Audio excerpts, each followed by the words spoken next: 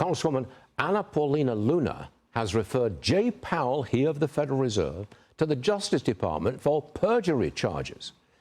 Cynthia Lummis is the Republican senator from Wyoming and joins me now.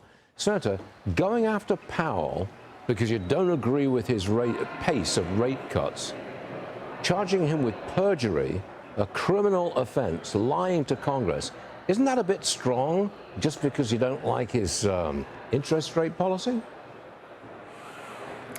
Well, I am concerned about the way he handled Choke Point 2.0, the way that they went after banks that were solvent and drove them into insolvency, the way that the Fed has dealt with using subjective determinations about what banks should be financing, oil, gas, coal, energy that certain aspects of our economy doesn't approve of.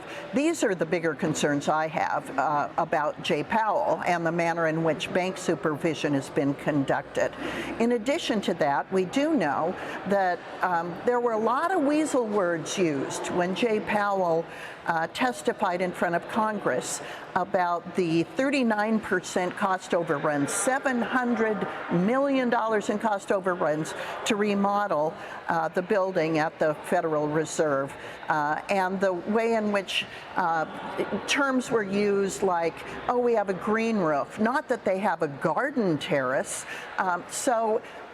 There were mistakes that Jay Powell made. Do they rise to the extent of perjury? Certainly not in the Senate, because it's very hard to prove perjury. In addition to that, when Jay Powell testified over here, he was not under oath.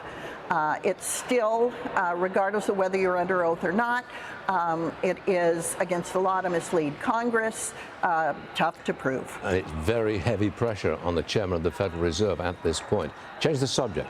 We got a new poll, and it shows 25% of Republican men do invest in crypto.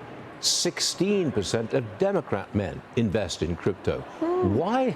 That's interesting, isn't it? Why does crypto appeal to men, conservative men? Well, the interesting thing there is why does it appeal to Republicans more than Democrats? It's freedom money. That's why. A person can be truly a sovereign individual if they own Bitcoin. It is digital gold. They can transact with people all over the world. It's very important if you're in a country with a corrupt government, such as Venezuela.